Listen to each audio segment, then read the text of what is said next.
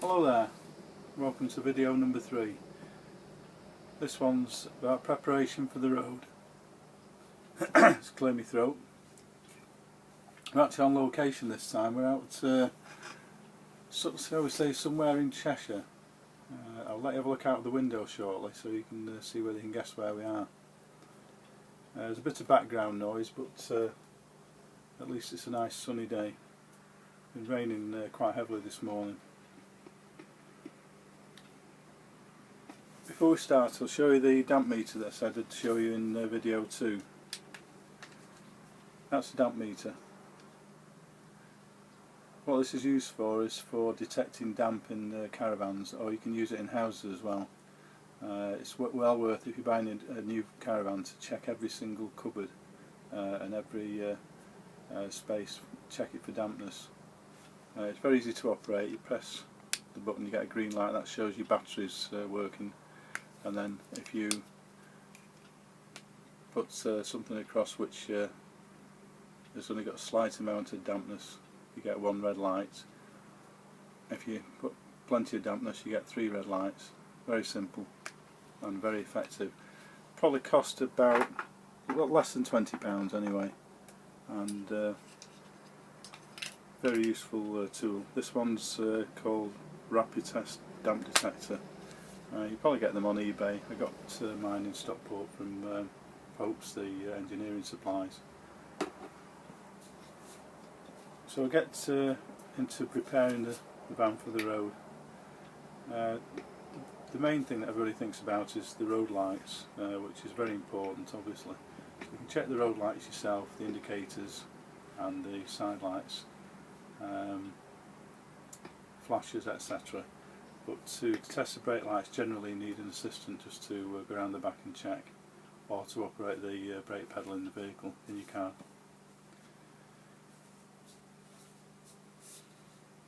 Also, while you're outside, you need to check the caravan's correctly hitched on and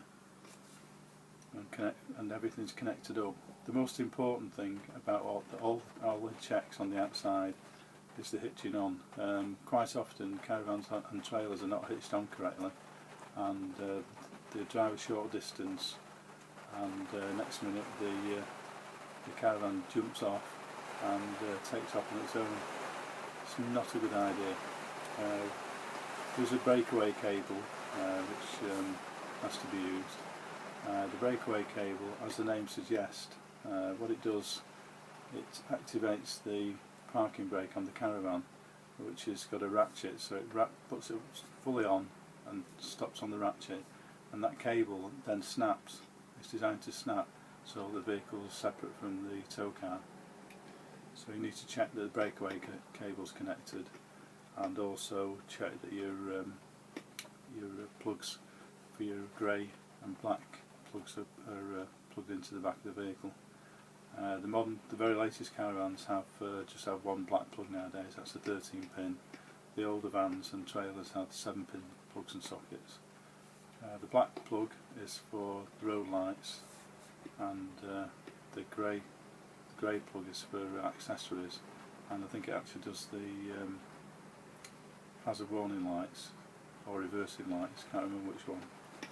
So make sure those are plugged in, everything's working, and obviously make sure that your tyres are the correct pressure for the caravan that you've got. And while we're on the subject of tyres, if the tyres are over 5 years old, you need to replace them anyway. They don't generally wear out because caravans do generally only do small mileages compared to a car. They need replacing really due to deterioration. There's a whole list of things other than that you can check, well, that need checking really. You've got gas cylinders full, you've got clean water and wastewater containers ready to go, and obviously the list is endless. All your food, clothes, etc. You need to make a list. That's my list. Starts off obviously with the food. That's the most important thing. So there's a whole list of food, and I just tick it when it's loaded. and then I know that I don't forget anything.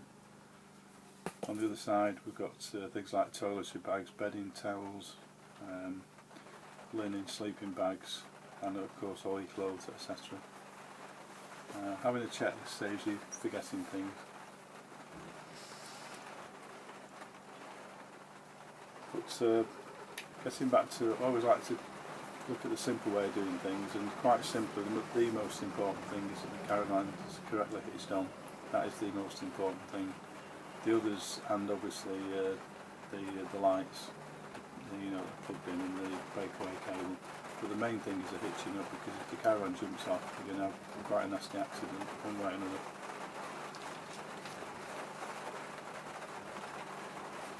While you're doing the checks on the outside of the caravan, you need to check that the corner steadies are all fully wound up, and all the windows are shut, and the jockey wheels are well stowed away. And you move to the inside of the caravan, everything needs to be stowed away. The fridge door needs to be locked, because the fridge tend to have a locking device on, so that your the contents don't spill out while you're travelling. Roof vents needs to be shut. Everything's secure.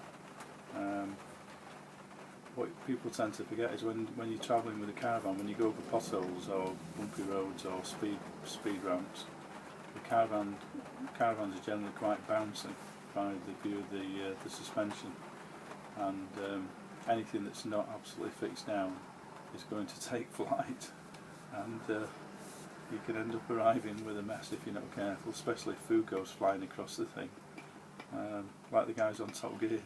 I think they do it on purpose though.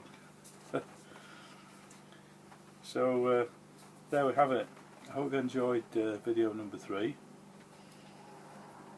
and I'll be doing next week's exciting episode shortly. Thanks for watching. Remember the main points: make sure you're hitched on correctly, make sure your tyres are right, and make sure your electrics are right, so the caravan's roadworthy. That's the main thing. If the caravan's roadworthy and it doesn't leak, that's all that matters. Anything else can be sorted. Thanks for watching, and goodbye. Over and out.